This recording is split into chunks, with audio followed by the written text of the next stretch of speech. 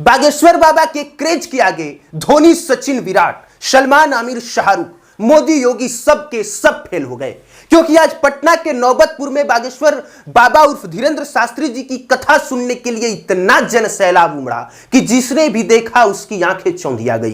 खुद धीरेंद्र शास्त्री जी ने भी नहीं सोचा होगा कि जब पटना के नौबतपुर में वो राम कथा या हनुमंत कथा कह रहे होंगे तब भीड़ इतनी ज्यादा हो जाएगी कि खुद उनको मंच पे आके लोगों को संबोधित करते हुए यह कहना पड़ेगा कि आप लोग मेरा साथ दीजिएगा कि नहीं, आजीवन साथ दीजिएगा कि नहीं, और आप लोग मेरा साथ देना चाहते हैं तो कृपया इस पंडाल में कल से कम मात्रा में कथा सुनने के लिए आइए।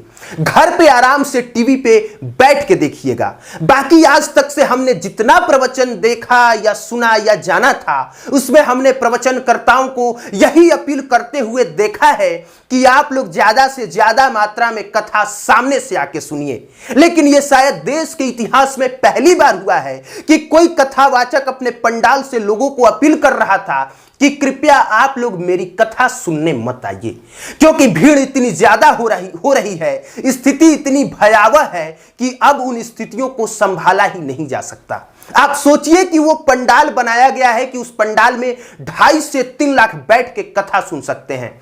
लगभग कई बीघे में पूरा जमीन खाली करवाया गया है। इतना ज्यादा एरिया है कि अगर आप एक जगह से घूमना शुरू करें तो दूसरे जगह जाने में, वो पूरे एरिया को कवर करने में कई घंटे लग जाएंगे। लेकिन एक बार सोच के देखिए कि वो पूरा एरिया भीड़ से खचाखच भरा हुआ था, पांव रखने तक की जगह नहीं थी। हालात इतने खराब थे कि लोगों को सांस लेने तक में तकलीफ हो रही थी। इतना ज्यादा गर्मी, ऊपर से पसीना और उड़ रहे धूल, ये बता देने के लिए काफी थे कि बागेश्वर धाम वाले बाबा उर्फ धीरेंद्र शास्त्री जी ने लोगों का विश्वास या दिल किस कदर जीता है कि उसके आगे धोनी, सचिन, विराट, सलमान, आमिर, शाहरुख, मोदी, योगी सब के सब फेल हैं।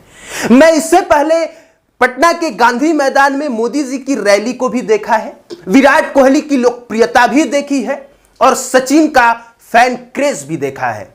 लेकिन आज जो मैंने पटना के नौबतपुर में धीरेंद्र शास्त्री जी का क्रेज देखा, यकीन मानिए आज तक से ना मैंने कभी किसी का देखा था ना ही सुना था। खुद धीरेंद्र शास्त्री जी कह रहे थे कि अब मैं अपील कर रहा हूं कि इस दरबार को स्थगित कर रहा हूं, क्योंकि अगर हमने इस दरबार को स्थगित नहीं किया, बंद नहीं किया, तो शायद स्थिति अब संभालने में ही नहीं आएगी। कल समझिए कि दिव्य दरबार लगने वाला था।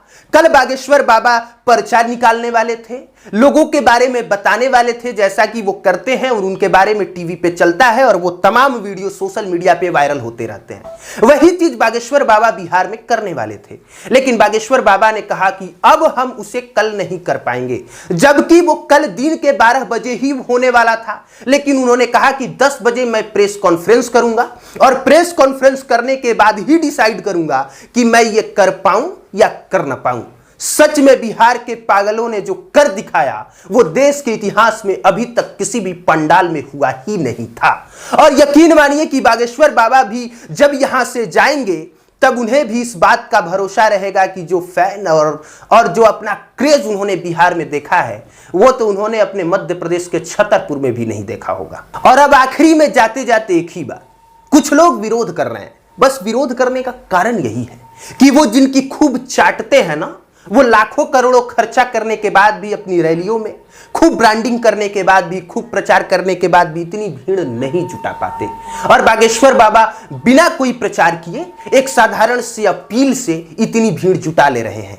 बस यही है कि जो वो अपने समाज और अपने जाति का कथित नेता बनते हैं, कथित समाज सेवी बनते हैं, सब कुछ करने के बाद भी भीड़ उनकी एक नहीं सुनती है। और एक 26 साल के लड़के के पीछे पूरा देश पागल हुए जा रहा है। वो जो कह रहा है लोग कहने को तैयार हो जा रहे हैं। बस बागेश्वर बाबा उर्फ धीरेंद्र शास्त्री जी से जलन का मुख्य कारण यही है कि इस लड़के ने कुछ किया ही नहीं, राजनीति में उतरा ही नहीं, पैसा करोड़ों या अरबों में है ही नहीं, संपत्ति के नाम पे कुछ खास है नहीं, फिर ये फैन क्रेज किस बात का।